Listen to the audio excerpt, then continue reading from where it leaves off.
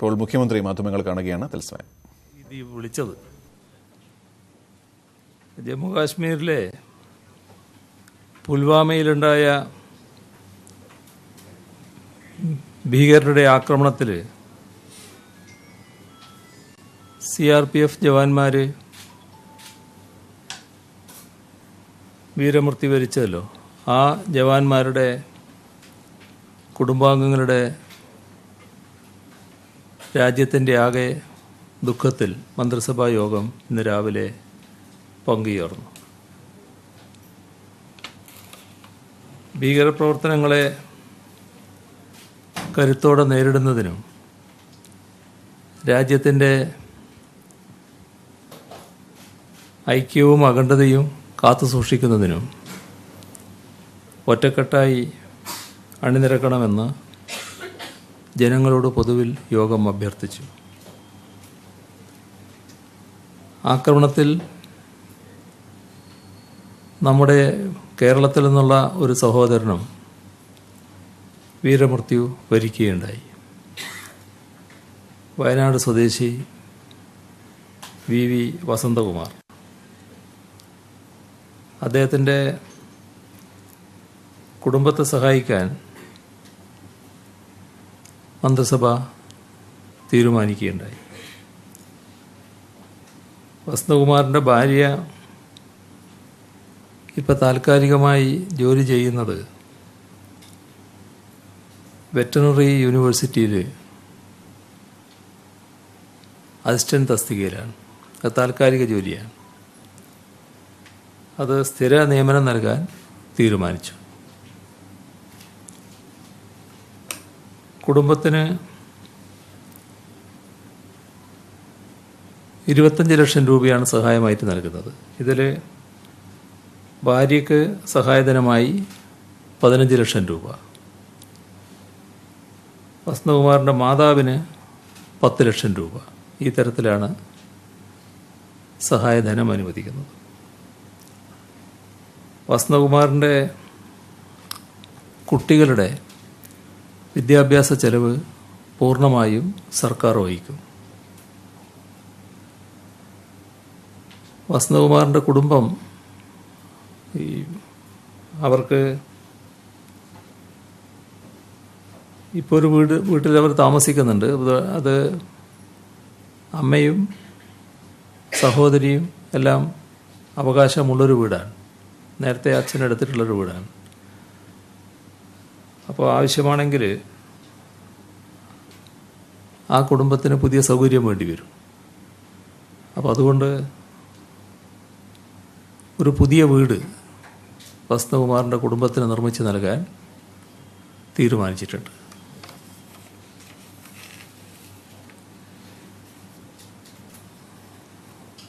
സംസ്ഥാന സർക്കാർ അധികാരമേറ്റ് 1000 ദിനം തികയുകയാണ്.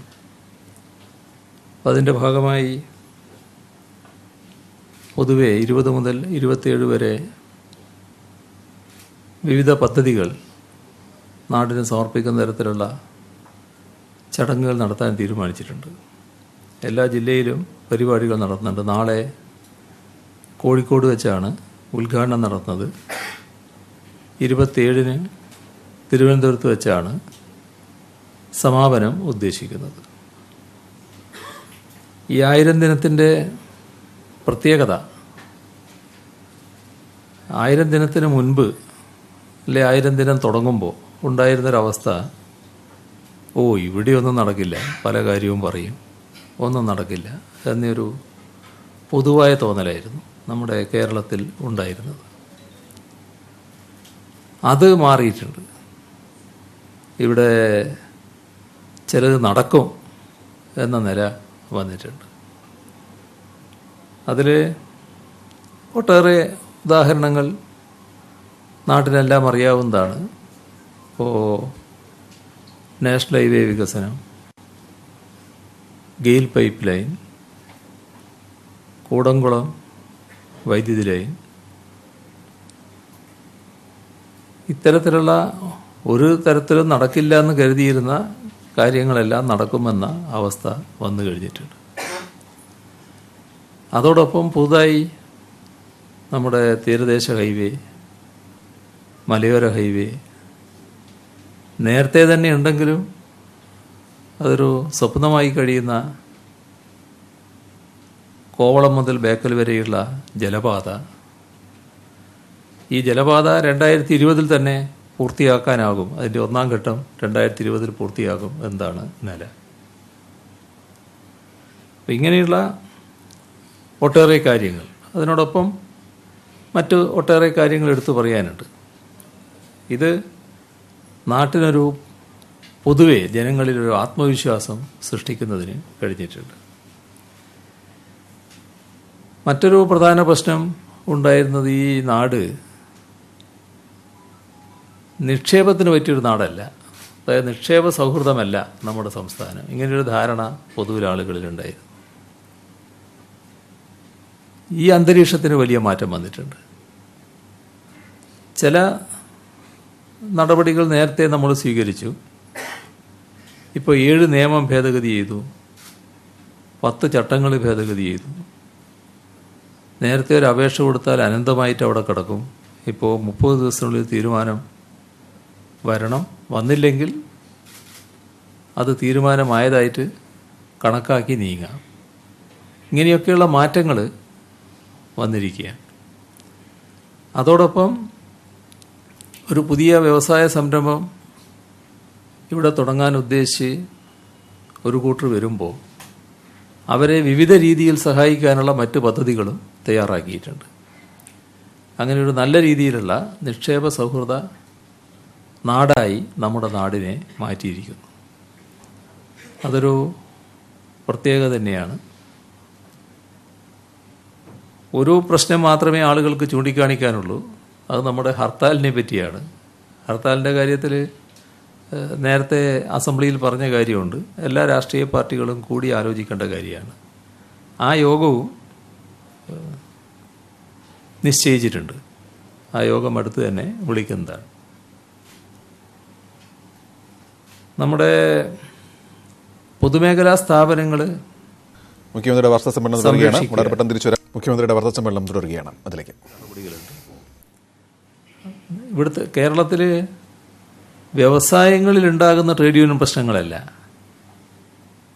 ഇവിടെ ഉണ്ടായിരുന്നത് ചില കൺസ്ട്രക്ഷൻ സൈറ്റിലുള്ള പ്രശ്നങ്ങളായിരുന്നു. അപ്പോൾ നോക്കുകൂലിയുടെ പ്രശ്നം ഉണ്ടായിരുന്നു. അത് ട്രേഡ് യൂണിയനുകളുടെ സഹകരണത്തോടെ തന്നെ അവസാനിപ്പിക്കാൻ നമുക്ക് കഴിഞ്ഞു. ഒരു കൺസ്ട്രക്ഷൻ സൈറ്റിൽ ഞങ്ങളെ ഇത്ര ആളുകൾ തൊഴിലുണ്ടാവും എന്ന് ചിലർ ചെന്ന് പറയുന്നൊരവസ്ഥയുണ്ടായിരുന്നു. അതും ട്രേഡ് യൂണിയനുകളുടെ സഹകരണത്തോടെ അവസാനിപ്പിക്കാൻ കഴിഞ്ഞു. ഒരു പൂർണ്ണമായും നിക്ഷേപ സൗഹൃദ സംസ്ഥാനമെന്ന നിലയിലേക്ക് നമുക്ക് മാറാൻ കഴിഞ്ഞിരിക്കുന്നു എന്നുള്ളതാണ്. നേരത്തെ തന്നെ ഒരു സർവകക്ഷി യോഗത്തിലൊരു നിലപാടെടുത്തിരുന്നു, ഹർത്താലുകളിൽ ടൂറിസം മേഖലയെ ഒഴിവാക്കുക എന്നുള്ളത്. അത് ടൂറിസത്തിന് നല്ല സഹായകരമായ ഒരു തീരുമാനമായിട്ടാണ് വന്നിരുന്നത്. ഇതിൻ്റെയൊക്കെ ഭാഗമായി ഒട്ടേറെ വൻകിട സ്ഥാപനങ്ങൾ, അന്താരാഷ്ട്ര തലത്തിൽ തന്നെ പ്രശസ്തമായ സ്ഥാപനങ്ങൾ നമ്മുടെ രാജ്യത്തേക്ക് വരികയാണ്. അതിൽ നിസാൻ എടുത്തു പറയത്തക്ക സ്ഥാപനമാണ്. ടെക് മഹീന്ദ്ര, ടോറസ്, ഫുജിറ്റ്സു, ഇങ്ങനെ ഒട്ടേറെ സ്ഥാപനങ്ങൾ നമ്മുടെ സംസ്ഥാനത്തിലേക്ക് വരാൻ സന്നദ്ധമായിരിക്കുകയാണ്. ഇതോടൊപ്പം പെട്രോ കെമിക്കൽ മേഖലയിൽ നിക്ഷേപം വർദ്ധിപ്പിക്കാൻ കഴിയുന്നൊരു സാഹചര്യം വന്നിട്ടുണ്ട്. അതും പരമാവധി ഉപയോഗപ്പെടുത്താൻ തന്നെയാണ് നടപടികൾ എടുത്തു വരുന്നത്. IT പാർക്കുകളിൽ ഇപ്പോൾ ഉണ്ടായൊരു പ്രത്യേകത, 45 ലക്ഷം ചതുരശ്ര അടി പുതിയ സ്ഥലം നിർമ്മിക്കാൻ നമുക്ക് കഴിഞ്ഞിട്ടുണ്ട്. അപ്പോൾ അത്രയും നല്ല രീതിയിൽ IT മേഖലയെ അഭിവൃദ്ധിപ്പെടുത്താൻ നമുക്ക് കഴിഞ്ഞിട്ടുണ്ട്. രാജ്യത്തെ തന്നെ പ്രമുഖമായ സ്ഥാനത്ത് സ്റ്റാർട്ടപ്പുകൾക്ക് എത്താൻ കഴിഞ്ഞിട്ടുണ്ട്. സ്റ്റാർട്ടപ്പുകൾക്ക് നല്ല ഊന്നലാണ് നമ്മൾ നൽകുന്നത്. ഇപ്പോൾ 2018 രാജ്യത്ത് നടന്ന ഒരു റാങ്കിങ്ങിൽ കേരളമാണ് സ്റ്റാർട്ടപ്പിൽ പ്രധാന പെർഫോമറായിട്ട് മാറിയത്. അപ്പോൾ കേരളത്തിനാണ് ആ സ്ഥാനം ലഭിച്ചത്. ഇപ്പം നേരത്തെ ബജറ്റിന് പുറത്തുള്ള പ്രവർത്തികൾ, പശ്ചാത്തല സൗകര്യ വികസനം, അതിന് പണം കണ്ടെത്താനുള്ള അതിൻ്റെ സ്രോതസ്സായി കിഫ്ബിയെ പറഞ്ഞപ്പോൾ അത് എത്ര കണ്ടാണ് പ്രായോഗികമാവുക എന്നൊക്കെയുള്ള സംശയങ്ങൾ ചിലർക്കെങ്കിലും ഉണ്ടായിരുന്നു. ഇപ്പം സംഭവിച്ചിരിക്കുന്നത് 41,326 കോടി രൂപയുടെ പദ്ധതികൾക്ക് അനുമതിയായി കഴിഞ്ഞു. കിഫ്ബിയിലൂടെയുള്ള പണമാണ് അതിനുപയോഗിക്കാൻ പോകുന്നത്. അപ്പോൾ 50,000 കോടിയാണ് നമ്മൾ നേരത്തെ പറഞ്ഞതെങ്കിൽ ഇപ്പം തന്നെ 41,326 കോടി രൂപയുടെ പദ്ധതിക്ക് അനുമതിയായി. അപ്പോൾ ഇങ്ങനെ പോയാൽ 50,000-ൽ കവിയുമെന്നാണ് ഇത് കാണിക്കുന്നത്. പിന്നെ നമ്മുടെ സംസ്ഥാനത്തിൻ്റെ ബാങ്കിങ് മേഖലയിൽ വലിയ മാറ്റമാണ് കേരള ബാങ്ക് രൂപീകരിക്കുന്നതോടെ വരാൻ പോകുന്നത്. സഹകരണ മേഖലയുടെ കുതിപ്പിനത് വല്ലാതെ വഴിവെക്കും. കേരള ബാങ്കിൻ്റെ രൂപീകരണത്തിൻ്റെ അവസാന ഘട്ടത്തിലാണിപ്പോൾ നിൽക്കുന്നത്. ഇതിൽ സാധാരണ നിലക്ക് ഇത്തരമൊരു ബാങ്ക് രൂപീകൃതമായാൽ റിസർവ് ബാങ്കിൻ്റെ അനുമതി വേണം. ആ അനുമതിയോടുകൂടി നമുക്ക് പ്രവാസികളുടെ നിക്ഷേപം ആകർഷിക്കാനാവും. അപ്പോൾ പ്രവാസികളുടെ നിക്ഷേപം മാത്രമല്ല, പ്രവാസികൾക്ക് നാട്ടിലേക്ക് അയക്കാനുള്ള പണം അത് ഓരോ സ്ഥലത്തും ചില സംവിധാനങ്ങൾ ഒരുക്കിക്കൊണ്ട് ഈ ബാങ്ക് മുഖേന എത്തിക്കാനാവും. അതിന് പ്രത്യേക അനുമതി വേണമെന്ന് മാത്രമേ ഉള്ളൂ. അപ്പോൾ അങ്ങനെയുള്ള ഒട്ടേറെ സാധ്യതകളാണ് ഈ ബാങ്ക് രൂപീകരണത്തോടെ വരുന്നത്. നമുക്കറിയാം കേരളത്തിലുള്ള ബാങ്കുകളുടെ പൊതുവായ സ്ഥിതി. അപ്പോൾ കേരളത്തിൻ്റെ തനതായ ഒരു ബാങ്ക് എന്ന നിലയിലേക്ക് ആ ബാങ്ക് മാറുന്ന നിലയാണുണ്ടാവുക. നമ്മൾ വികസനത്തെപ്പറ്റി പറയുമ്പോൾ നേരത്തെ തന്നെ നമ്മൾ കണ്ടിരുന്നത് സാമൂഹ്യനീതിയിൽ അധിഷ്ഠിതമായ സർവതല സ്പർശിയായ സമഗ്ര വികസനം എന്നാണ്. അതായത് ഏതെങ്കിലും ഒരു മേഖല പ്രത്യേകമായിട്ട് വികസിക്കുക എന്നുള്ളതല്ല, എല്ലാ മേഖലയെയും സ്പർശിക്കുന്ന വികസനമാണ് നമുക്ക് ആവശ്യം. അതിൽ തന്നെ എടുത്തു പറഞ്ഞിരുന്നു കാർഷിക മേഖലയുടെ വികസനം വളരെ പ്രധാനമാണ്. അപ്പോൾ കാർഷിക മേഖലയെ കൂടുതൽ ശക്തിപ്പെടുത്താനാണ് നടപടികൾ സ്വീകരിക്കുന്നത്. ഇതിൻ്റെ ഭാഗമായി നെൽവയലിൻ്റെ വിസ്തൃതി വർദ്ധിച്ചിട്ടുണ്ട്. കാരണം തരിശ് ഇടുന്ന നിലങ്ങൾ അത് തദ്ദേശ സ്വയംഭരണ സ്ഥാപനങ്ങൾ, മറ്റ് സംവിധാനങ്ങൾ എല്ലാം കൂടി ഒരു തരിശ് രഹിത നിലയുണ്ടാക്കാൻ എല്ലാവരും താല്പര്യമെടുക്കുന്ന നില വന്നിട്ടുണ്ട്. അതോടൊപ്പം തന്നെ നെല്ലിൻ്റെ ഉൽപ്പാദനം വർദ്ധിപ്പിക്കാനും കഴിഞ്ഞിട്ടുണ്ട്. എന്ന് വെച്ച് നമ്മൾ സ്വയം പര്യാപ്തതയിലേക്ക് എത്തുകയാണെന്ന് കാണരുത്. നമുക്ക് കുറേ കൂടി ഉൽപ്പാദനം വർദ്ധിപ്പിക്കാൻ കഴിഞ്ഞിട്ടുണ്ട്. നമുക്ക് സ്വയം പര്യാപ്തതയിലേക്ക് എത്താൻ കഴിയുന്നത് പാലിൻ്റെയും മുട്ടയുടെയും പച്ചക്കറിയുടെയും ഉൽപ്പാദനത്തിലാണ്. ഇതിൽ പച്ചക്കറി നല്ല രീതിയിൽ നമ്മൾ മുന്നോട്ട് വന്നതായിരുന്നു. പ്രളയം കുറച്ച് പുറകോട്ടടിപ്പിച്ചു. പാല് 85% പാല് നമുക്ക് വേണ്ട പാല് നമ്മൾ തന്നെ ഉൽപ്പാദിപ്പിക്കുന്നുണ്ടായിരുന്നു. അത് പെട്ടെന്ന് തന്നെ നമുക്ക് എത്തിക്കാൻ പറ്റുമായിരുന്നു. പക്ഷേ കുറേ കന്നുകാലികൾ ഈ പ്രളയത്തിൻ്റെ ഭാഗമായി നമുക്ക് നശിച്ചു പോയിട്ടുണ്ട്. എന്നാൽ അതെല്ലാം നമുക്ക് പരിഹരിക്കാൻ പറ്റും. പെട്ടെന്ന് തന്നെ നമുക്ക് ഈ പറയുന്ന സ്വയം പര്യാപ്തതയിലേക്ക് എത്തിക്കാൻ കഴിയും എന്ന് തന്നെയാണ് കണക്കാക്കേണ്ടത്. ഇപ്പോൾ നമ്മൾ ഉദ്ദേശിക്കുന്നത് കാർഷിക ഉൽപ്പന്നങ്ങളുടെ മൂല്യവർദ്ധനവ് നല്ലതുപോലെ വരുത്തണം. അതിനുള്ള ഒട്ടേറെ നടപടികൾ സ്വീകരിക്കാനാണ് തയ്യാറാകുന്നത്. അതിലൊന്ന് റൈസ് പാർക്കുകളാണ്. വലിയ സാധ്യതയുള്ള ഒന്നായിരിക്കും അത്. അതോടൊപ്പം തന്നെ ഇപ്പം വിവിധ തരത്തിലുള്ള ഈ കാപ്പിപ്പൊടി നമ്മൾ മാർക്കറ്റിലുണ്ടല്ലോ. നമുക്കൊരു മലബാർ കാപ്പി, വയനാട്ടിലെ കാപ്പി കുരു എടുത്തിട്ട് സംസ്കരിച്ച് പൊടിയാക്കി മലബാർ കാപ്പി എന്ന രീതിയിലൊരു ബ്രാൻഡ് ചെയ്യുന്ന നിലയുണ്ടാവണം എന്ന് കണ്ടിട്ടുണ്ട്. അത് ബജറ്റിൽ പറഞ്ഞ കാര്യമാണ്. നല്ല രീതിയിൽ കാപ്പി കർഷകരെ സഹായിക്കുന്നതിന് അതിടയാക്കും. അതുപോലെ തന്നെ തേയിലയുടെ കാര്യത്തിൽ ഇത്തരത്തിൽ ഒരു സംവിധാനം ഒരുക്കാൻ നമുക്ക് കഴിയും. അപ്പോൾ കാപ്പിയും തേയിലയും ഒരു പ്രത്യേക രീതിയിൽ നമുക്ക് സഹായിച്ച് അഭിവൃദ്ധിപ്പെടുത്താൻ കഴിയും. റബ്ബറിൻ്റെ കാര്യത്തിൽ സിയാൽ മാതൃകയിലുള്ള ഒരു ഫാക്ടറി, ഇതാണ് നമ്മൾ ഉദ്ദേശിക്കുന്നത്. സിയാൽ മാതൃകയിലുള്ളൊരു ഫാക്ടറി എന്ന് പറയുമ്പോൾ നമുക്ക് സാധാരണ റബ്ബർ ബാൻഡ് മുതൽ ടയർ വരെ ഉൽപ്പാദിപ്പിക്കുന്ന വിവിധ വൈവിധ്യമായ ഉൽപ്പന്നങ്ങൾ ഉണ്ടാക്കാൻ പറ്റുന്ന ഒരു നിലയാണ് ഉദ്ദേശിക്കുന്നത്. ഇപ്പോൾ വയനാട്, ഇടുക്കി, കുട്ടനാട് ഇത്രയും പ്രത്യേക പാക്കേജുകൾ ഇപ്പോൾ പറഞ്ഞിട്ടുണ്ട്. ആ പാക്കേജുകളുടെ ഭാഗമായി ഓരോ പ്രദേശത്തിൻ്റെയും പ്രത്യേകമായ സംരക്ഷണവും അഭിവൃദ്ധിയുമാണ് ഉദ്ദേശിക്കുന്നത്. വിവിധ ഡിപ്പാർട്ട്മെൻറ്റുകൾ കൂടി ഒന്നായി ചേർന്നുകൊണ്ട് നീങ്ങി ഇത് വിജയിപ്പിക്കുക എന്നതാണ് കാണുന്നത്. ഇപ്പോൾ ഈ 1000 ദിവസത്തിൻ്റെ ഒരു പ്രത്യേകത, നമ്മുടെ സംസ്ഥാനത്ത് പട്ടയം ലഭിക്കാത്ത ധാരാളം ആളുകളുണ്ടായിരുന്നു. ഇപ്പോൾ നമുക്ക് 1,03,362 പട്ടയം നൽകാൻ കഴിഞ്ഞിട്ടുണ്ട്. സംസ്ഥാനത്താകെ ഇത്തരത്തിൽ പട്ടയം ലഭിച്ചവരുണ്ട്. ഇനിയും കുറച്ച് പേർക്കുണ്ടാവും. അതും സമയബന്ധിതമായി നൽകാൻ തന്നെയുള്ള നടപടികളാണ് സ്വീകരിച്ചു വരുന്നത്. ഇതോടൊപ്പം ഏറ്റവും കൂടുതൽ തൊഴിലാളികൾ ഉള്ള ഒരു മേഖലയാണ് പരമ്പരാഗത വ്യവസായ മേഖല.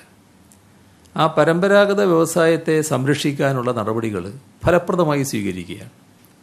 അതിൽ കയറുണ്ട്, കശുവണ്ടിയുണ്ട്, കൈത്തറിയുണ്ട്, എല്ലാ മേഖലയുണ്ട്. കയർ രംഗത്ത് ഫലപ്രദമായ നീക്കങ്ങൾ നടക്കുന്നുണ്ട്.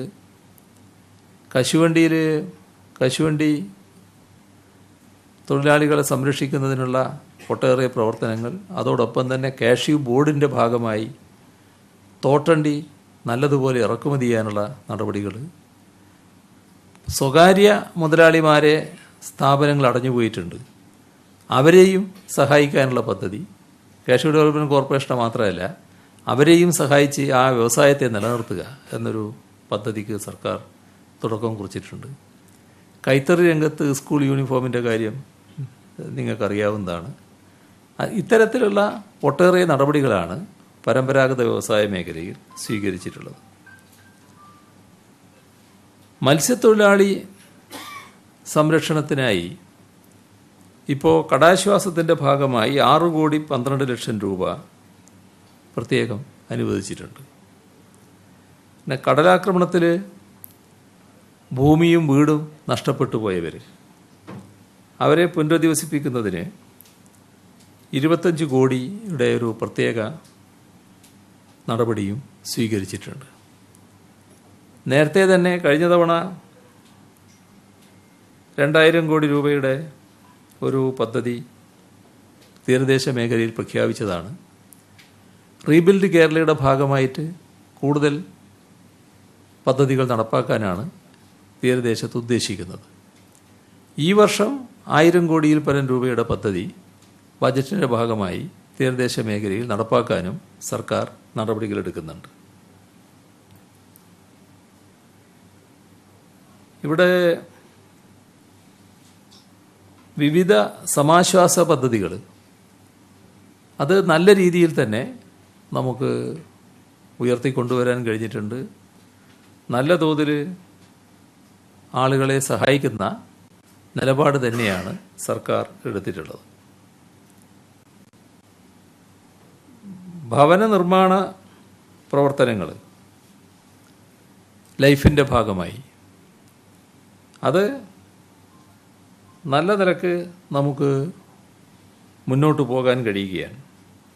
ഇപ്പോൾ ഒന്നാമത്തെ ഘട്ടം പണി പൂർത്തിയാകാത്ത വീടുകൾ പൂർത്തിയാക്കലായിരുന്നു. ഏറെക്കുറെ അത് പൂർത്തിയായി കഴിഞ്ഞു. ഇനിയുള്ളത് ഈ വർഷം ചെയ്യേണ്ടത് സ്ഥലമുണ്ട്, വീടില്ല, അവർക്ക് വീട് നിർമ്മിക്കലാണ്. ആ നടപടിയാണ് ഇപ്പം നീങ്ങുന്നത്. പിന്നീടാണ് സ്ഥലവും വീടുമില്ലാത്തവർക്ക് വീട് നിർമ്മിക്കൽ. അത് ഓരോ ജില്ലയിലും ഒരു ഭവന സമുച്ചയമെങ്കിലും ഇപ്പോൾ നിർമ്മിക്കണം, ഇപ്പം തന്നെ നിർമ്മിക്കണം എന്നാണ് കണ്ടിട്ടുള്ളത്. ആ നടപടികളും നീങ്ങിക്കൊണ്ടിരിക്കുകയാണ്. പിന്നെ ഈ 1000 ദിവസത്തിൻ്റെ ഒരു പ്രത്യേകതയായിട്ട് ചൂണ്ടിക്കാണിക്കാനുള്ളത്, നമ്മുടെ കേരളം യഥാർത്ഥത്തിൽ കേരളത്തിൻ്റെ 4 അതിരുക്കുള്ളിൽ മാത്രം നിൽക്കുന്നൊരു നാടല്ലല്ലോ. അത് ലോകത്താകെ എത്തിപ്പെട്ടിട്ടൊരു കൂട്ടറാണ് മലയാളികൾ. എല്ലായിടങ്ങളിലുമാണ് വ്യാപിച്ചു കിടക്കുന്നത്. എന്നാൽ അവർക്കെല്ലാം നാടിനോട് താല്പര്യമുണ്ട്, നാടിൻ്റെ വികസന കാര്യങ്ങളിൽ താല്പര്യമുണ്ട്. പക്ഷെ അവർക്ക് പ്രത്യേകമായി അഭിപ്രായം പറയാനോ അതിന് പറ്റുന്നൊരു വേദി ഉണ്ടായിരുന്നില്ല. ഇപ്പം നമ്മൾ ലോക കേരള സഭ രൂപീകരിച്ചതോടെ ഇതിനാണ് പരിഹാരമായത്. അവർക്ക് നാടിനെക്കുറിച്ചുള്ള അഭിപ്രായങ്ങൾ പറയാനുള്ളൊരു വേദിയായി. മാത്രമല്ല, അവരിൽ പലരും വലിയ സാങ്കേതിക മികവുള്ളവരാണ്, പല മേഖലയിൽ വിജ്ഞാനം സമ്പാദിച്ചവരാണ്. അപ്പോൾ അവരുടെ അറിവും സാങ്കേതിക പരിജ്ഞാനവും നാടിൻ്റെ വികസനത്തിനു വേണ്ടി ഉപയോഗിക്കാനാവും. അത് ഇപ്പോൾ നമുക്ക് ശരിയായ രീതിയിൽ ഉപയോഗിക്കാൻ പറ്റുന്നുണ്ട്. കുറേ പേര് ആ തരത്തിൽ സഹായിക്കാൻ തയ്യാറായിട്ടുണ്ട്. അതൊരു എടുത്തു പറയത്തക്ക ഒന്നാണ് ലോക കേരള സഭയുടെ പ്രവർത്തനം. ഇതോടൊപ്പം നമ്മുടെ നാട്ടിലെ ജനങ്ങളിൽ ഏറ്റവും പിന്നണിയിൽ കിടക്കുന്ന ദുർബല ജനവിഭാഗങ്ങൾ, ആ ദുർബല ജനവിഭാഗങ്ങളുടെ സംരക്ഷണത്തിന് വലിയ പ്രാധാന്യമാണ് സർക്കാർ നൽകിയിട്ടുള്ളത്. അതിനുതകുന്ന ഒട്ടേറെ നടപടികളാണ് സർക്കാർ സ്വീകരിച്ചിട്ടുള്ളത്. ഇപ്പോൾ മുഖ്യമന്ത്രിയുടെ ദുരിതാശ്വാസ നിധിയുടെ നിലയെടുത്താൽ ഇതിനകം 2,57,959 പേർക്ക് ആശ്വാസം നൽകാനായിട്ടുണ്ട്. ഇപ്പം 1000 ദിനം പിന്നിടുമ്പോൾ 930 കോടി രൂപ ഈ ഇനത്തിൽ വിതരണം ചെയ്തിട്ടുണ്ട്. നമ്മുടെ ക്ഷേമ പെൻഷനുകൾ വാങ്ങുന്നത് 42 ലക്ഷം പേരാണ്. ഇതിൽ ശ്രദ്ധിക്കേണ്ട ഒരു കാര്യം, ഈ 42 ലക്ഷത്തിൽ 10 ലക്ഷം പേർ ഈ സർക്കാരിൻ്റെ കാലത്ത് പുതുതായി പെൻഷൻ വാങ്ങാൻ തുടങ്ങിയവരാണ്.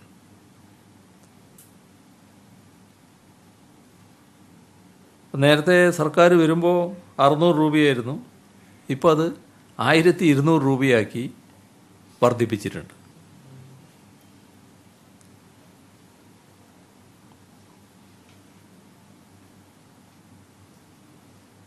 നമ്മുടെ സംസ്ഥാനത്തെ പ്രത്യേകമായി മറ്റ് സംസ്ഥാനങ്ങൾ ശ്രദ്ധിച്ചൊരു കാര്യമാണ് ട്രാൻസ്ജെൻഡറുകളുടെ കാര്യത്തിൽ നാം സ്വീകരിച്ച സമീപനം.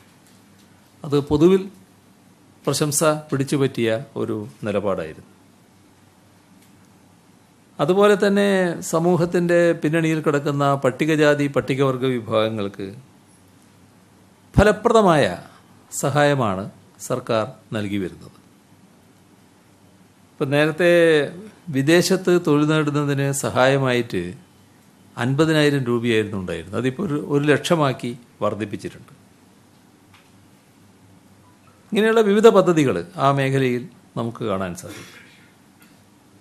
വിദ്യാഭ്യാസ രംഗത്ത് 45,000-ഓളം ക്ലാസ് മുറികൾ ഹൈടെക് ആക്കാൻ നമുക്ക് കഴിഞ്ഞിട്ടുണ്ട്. വിദ്യാഭ്യാസ രംഗത്തെ ഏറ്റവും വലിയ പ്രത്യേകത എന്താ? ഈ 1000 ദിവസത്തിന് മുൻപുണ്ടായിരുന്നൊരു നില, 1000 ദിവസം തുടങ്ങുമ്പോഴും ഉള്ള നില, പൊതുവിദ്യാലയങ്ങളിൽ നിന്ന് കുട്ടികളുടെ കൊഴിഞ്ഞുപോക്കായിരുന്നു. ഓരോ വർഷവും കുട്ടികളുടെ എണ്ണം കുറയലായിരുന്നു. എന്നാൽ ആദ്യത്തെ വർഷം ഒന്നും നടന്നില്ല. ഈ രണ്ടാമത്തെയും മൂന്നാമത്തെയും വർഷം തുടങ്ങിയപ്പോൾ സംഭവിച്ചതെന്താ? ഇപ്പം നമ്മുടെ സംസ്ഥാനത്തെ ഈ 2 വർഷത്തെ വിദ്യാർത്ഥി പ്രവേശനത്തിൽ കണ്ടത് 3,41,000-ലധികം വിദ്യാർത്ഥികൾ പുതുതായി പൊതുവിദ്യാലയങ്ങളിൽ ചേർന്നു. അപ്പോൾ പൊതുവിദ്യാലയങ്ങളുടെ മാറ്റം എന്താണെന്ന് ചോദിച്ചാൽ ഇത് മാത്രം എടുത്താൽ മതി. ഇത് തന്നെയാണ് ഏറ്റവും വലിയ മാറ്റം. കേരളത്തിൻ്റെ ആരോഗ്യ മേഖല പൊതുവെ നേരത്തെ തന്നെ പ്രശംസ പിടിച്ചു പറ്റിയൊരു മേഖലയാണ്. ഇപ്പോൾ നമുക്ക് നല്ല രീതിയിൽ രോഗീ സൗഹൃദമായ ഒരവസ്ഥ വളർത്തിയെടുക്കാൻ കഴിഞ്ഞിട്ടുണ്ട്. പ്രൈമറി ഹെൽത്ത് സെൻറ്റർ മുതൽ മെഡിക്കൽ കോളേജ് ആശുപത്രി വരെ വികസിപ്പിക്കുന്ന നില, ആർദ്രം മിഷൻ്റെ പ്രവർത്തനം, പ്രാഥമികാരോഗ്യ കേന്ദ്രം കുടുംബാരോഗ്യ കേന്ദ്രമാക്കൽ, യഥാർത്ഥത്തിൽ അത് കുടുംബ ഡോക്ടർ എന്നതിലേക്കാണ് ലക്ഷ്യം വെക്കുന്നത്. പിന്നെ സൂപ്പർ സ്പെഷ്യാലിറ്റി സൗകര്യങ്ങളാണ് എല്ലാ മെഡിക്കൽ കോളേജുകളിലും ഏർപ്പെടുന്നത്. ഇതോടൊപ്പം തന്നെ RCC, MCC, ഇപ്പോൾ തുടങ്ങിയ കൊച്ചി, ഈ 3 ക്യാൻസർ കേന്ദ്രങ്ങളായിരുന്നു നമുക്കുണ്ടായിരുന്നത്. എന്നാൽ എല്ലാ മെഡിക്കൽ കോളേജ് ആശുപത്രികളിലും ക്യാൻസറിൻ്റെ ആധുനിക ചികിത്സക്കുള്ള സൗകര്യങ്ങൾ ഒരുക്കുകയാണ്. ജില്ലാ ആശുപത്രികളെല്ലാം നല്ല രീതിയിൽ കാത്ത് ലാബ് സൗകര്യങ്ങളോടുകൂടി സജ്ജമാക്കാനാണ് നടപടികൾ എടുക്കുന്നത്. മൊത്തത്തിൽ ആരോഗ്യരംഗത്ത് വലിയ തോതിലുള്ള മാറ്റം ഉണ്ടാക്കാൻ നമുക്ക് കഴിഞ്ഞിട്ടുണ്ട്. ഇപ്പം നിങ്ങൾ ശ്രദ്ധിച്ചൊരു കാര്യമായിരിക്കും, അടുത്ത നാളിൽ നമുക്ക് ആരംഭിക്കാൻ കഴിഞ്ഞ ഇൻസ്റ്റിറ്റ്യൂട്ട് ഓഫ് അഡ്വാൻസ് വൈറോളജി. ഈ വൈറോളജി ഇൻസ്റ്റിറ്റ്യൂട്ട് എന്ന് പറയുന്നത് അതൊരു ലോകപ്രശസ്ത സ്ഥാപനമായിട്ടാണ് മാറാൻ പോകുന്നത്. ആ തരത്തിലാണ് അതിനെ നമ്മൾ രൂപകൽപ്പന ചെയ്തിട്ടുള്ളത്. അപ്പോൾ വലിയൊരു സംവിധാനമായിരിക്കും ഇതിൻ്റെ ഭാഗമായി നാം ഒരുക്കുന്നത്. ഇപ്പം നമ്മുടെ സംസ്ഥാനം സ്ത്രീകളുടെ ശാക്തീകരണവുമായി ബന്ധപ്പെട്ട് സ്വീകരിച്ച നടപടികൾ, അത് പൊതുവെ നാട് അംഗീകരിച്ചുള്ള കാര്യമാണ്. ഒരുപാട് നടപടികൾ അക്കാര്യത്തിൽ സ്വീകരിച്ചിട്ടുണ്ട്. അതിനോടൊപ്പം തൊഴിൽ നൽകുന്നതുമായി ബന്ധപ്പെട്ട് പോലീസിൽ പ്രത്യേക ബറ്റാലിയൻ, പിങ്ക് പോലീസ്, എക്സൈസിൽ, ഫയർഫോഴ്സിൽ ഇവയുടെയൊക്കെ സ്ത്രീകളെ റിക്രൂട്ട് ചെയ്യൽ, അതോടൊപ്പം സർക്കാരിന് തീർത്തും അഭിമാനകരമായ ഒരു കാര്യമായിരുന്നു സ്ത്രീകൾ വനിതാ മതിൽ നിർമ്മിക്കാൻ നിശ്ചയിച്ചപ്പോൾ അതിന് പിന്തുണ നൽകാൻ കഴിഞ്ഞു എന്നുള്ളത്. ഇതെല്ലാം സ്ത്രീകളുടെ അഭിമാനം ഉയർത്തുന്ന നടപടികളുടെ ഭാഗമായിരുന്നു. ഇത്തരത്തിലുള്ള നടപടികൾ നല്ല രീതിയിൽ സ്വീകരിക്കാൻ ഈ 1000 ദിനത്തിനുള്ളിൽ കഴിഞ്ഞിട്ടുണ്ട് എന്നുള്ളതാണ് പൊതുവെ പറയാനുള്ളത്. നാടിൻ്റെ സഹകരണം, നാട്ടുകാരുടെ പിന്തുണ ഈ കാര്യങ്ങളിലെല്ലാം നല്ലതുപോലെ ലഭിച്ചിട്ടുണ്ട്. ഇനി അങ്ങോട്ടും ബാക്കി കാര്യങ്ങൾ പൂർത്തിയാക്കണം എന്ന് തന്നെയാണ് ആഗ്രഹിക്കുന്നത്. നാട്ടുകാരുടെ പൂർണ്ണമായ പിന്തുണയും സഹകരണവും ഉണ്ടാകണം എന്നാണ് ഈ ഘട്ടത്തിൽ അഭ്യർത്ഥിക്കാനുള്ളത്.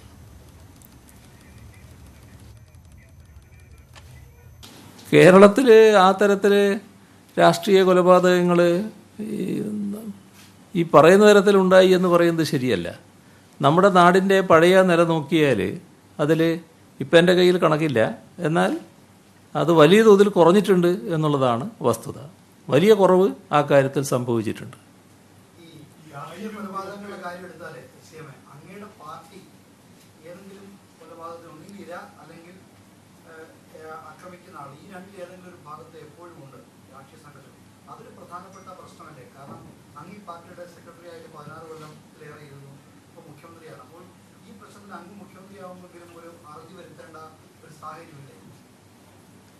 ഇതിൽ കൊലപാതകം എന്നത് ഇന്നലെ ഉണ്ടായ കാര്യം, കാസർകോട്ടെ കൊലപാതകത്തിൻ്റെ കാര്യമാണ് ഉദ്ദേശിക്കുന്നതെങ്കിൽ ആ കൊലപാതകത്തിൽ പാർട്ടിയുടെ നിലപാട് കൃത്യമായി പാർട്ടി സെക്രട്ടറി തന്നെ വ്യക്തമാക്കിയിട്ടുണ്ട്.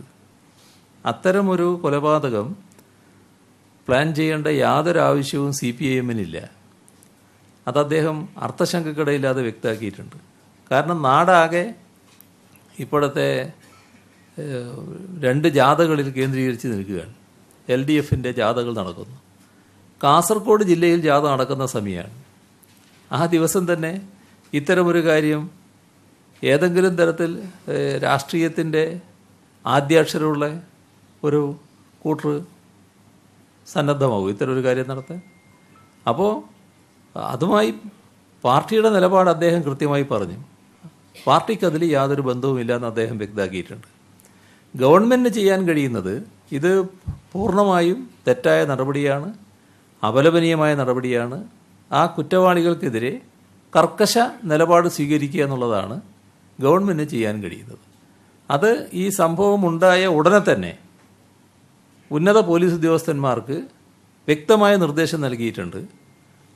ഉടനെ തന്നെ പ്രതികളെ പിടികൂടാനും ആവശ്യമായ നടപടികൾ സ്വീകരിക്കാനും തയ്യാറാകണമെന്നുള്ളത്.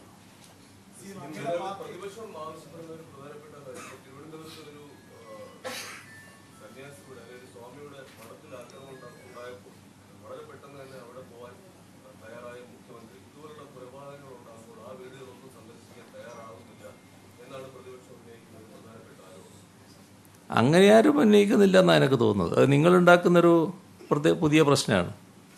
നിങ്ങൾക്ക് അങ്ങനെ ഒരു അജണ്ട ഉണ്ടെങ്കിൽ അതങ്ങനെ തന്നെ പറയുന്നതാണ് നല്ലത്. മറ്റാരും അത് ഉന്നയിച്ചിട്ടില്ല. അല്ല, അതാണ് ഞാൻ പറഞ്ഞത്. അവരാരും ഉന്നയിച്ചതായിട്ട് എൻ്റെ ശ്രദ്ധയിൽപ്പെട്ടിട്ടില്ല. എൻ്റെ ശ്രദ്ധയിൽപ്പെട്ടത് പ്രതിപക്ഷത്തിൻ്റെ ഏറ്റവും പ്രധാന വക്താവ് പറഞ്ഞത് ഇതിൻ്റെ കൊലപാതകത്തിൻ്റെ ഉത്തരവാദിയായിട്ട് തന്നെ എന്നെ ചിത്രീകരിക്കുന്ന നിലയായിരുന്നു. അതാണ് ഞാൻ കേട്ടത്.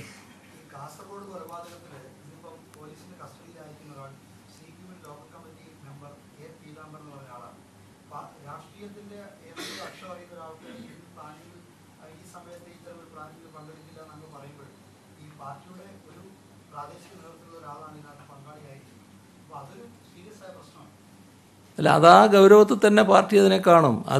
അതിൽ ബന്ധമുള്ള ആളുകൾക്ക് നേരെ നിയമ നടപടികൾ മാത്രമായിരിക്കില്ല എന്നും അദ്ദേഹം ഇന്നലെ വ്യക്തമാക്കിയിട്ടുണ്ട്. അത് കർക്കശമായി പാർട്ടി നിലപാടുകൾ സ്വീകരിക്കും അത്തരമൊരു കാര്യത്തിൽ.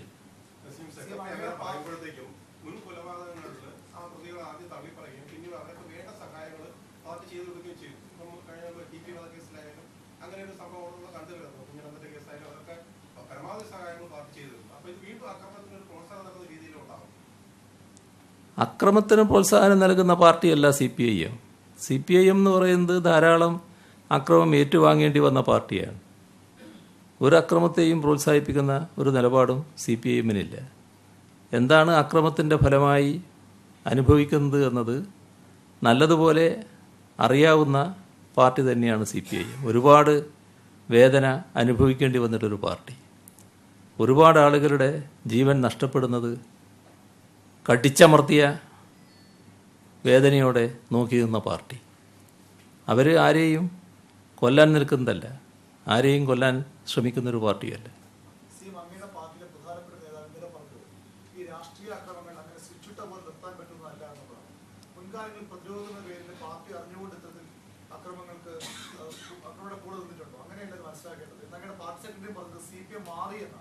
മുൻകാലങ്ങളിലെ നിലപാട് CPM പൂർണ്ണമായി മാറുന്നു, അക്രമികളെ തള്ളി പറയുന്നു. ഇത് മുൻകാലങ്ങളിൽ സംഭവിച്ചതല്ല. മുൻകാലങ്ങളിൽ അക്രമങ്ങൾക്ക് CPM പ്രോത്സാഹനം കൊടുത്തിട്ടുണ്ട്. CPM ഒരു കാലത്തും അക്രമത്തിൻ്റെ ഭാഗമായി നിന്നിട്ടില്ല.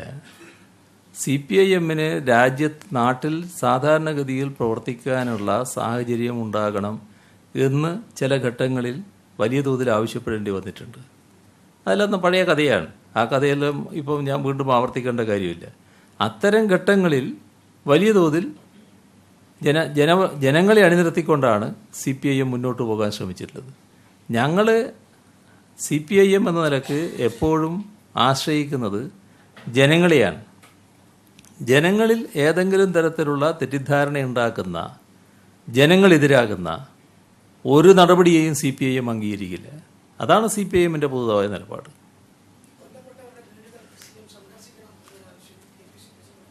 KPCC പ്രസിഡന്റാണ് ഞാൻ ഈ പറഞ്ഞത്. ഞാൻ പറഞ്ഞതും KPCC പ്രസിഡന്റാണ് പറഞ്ഞത്. എങ്ങനെയുണ്ടാ പറച്ചല്?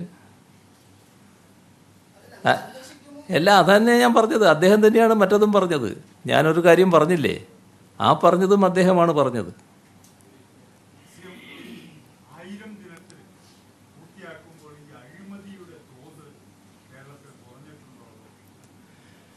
അഴിമതിയുടെ കാര്യത്തിൽ കുറക്കുന്ന കാര്യത്തിൽ വലിയ വിജയം നേടാൻ നമുക്ക് കഴിഞ്ഞിട്ടുണ്ട് കേരളത്തിൽ. അത് രാജ്യവും പൊതുവെ അംഗീകരിക്കുന്നുണ്ട്. എല്ലാ തലത്തിലും അഴിമതി പൂർണ്ണമായി നിഷ്കാസനം ചെയ്യുന്നതിനുള്ള പ്രവർത്തനമാണ് ഞങ്ങൾ ഉദ്ദേശിക്കുന്നത്. എല്ലാ തലങ്ങളിലും പൂർണ്ണമായി എന്ന് അവകാശപ്പെടാറായിട്ടില്ല. എന്നാൽ അഴിമതി വലിയ തോതിൽ കുറക്കാൻ നമുക്ക് കഴിഞ്ഞിട്ടുണ്ട്. ഉന്നത തലങ്ങളിലുള്ള അഴിമതി നേരത്തെ ഒരുപാട് നിങ്ങൾ ചർച്ച ചെയ്യുകയും നിങ്ങൾ വാർത്തയാക്കുകയൊക്കെ ചെയ്തതാണ്.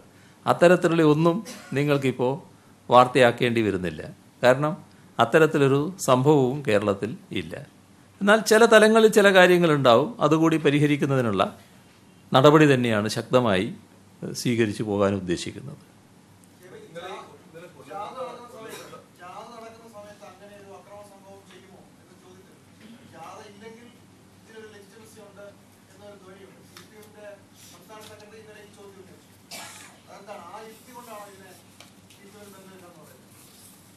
യുക്തിയും അയുക്തിയൊന്നും എൻ്റെ കാര്യത്തിലില്ല. ഞാൻ പറയേണ്ടത് നേരെ പറഞ്ഞു. നിങ്ങൾക്ക് എന്തെങ്കിലും വേറെ ചിലത് ആഗ്രഹിക്കുന്നുണ്ടെങ്കിൽ അതെൻ്റെ കയ്യിൽ നിന്ന് കിട്ടാൻ തൽക്കാലം വഴിയില്ലല്ലോ.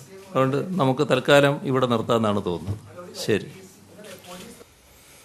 മുഖ്യമന്ത്രി പിണറായി വിജയൻ മാധ്യമങ്ങളെ കണ്ട് സംസാരിക്കുകയായിരുന്നു.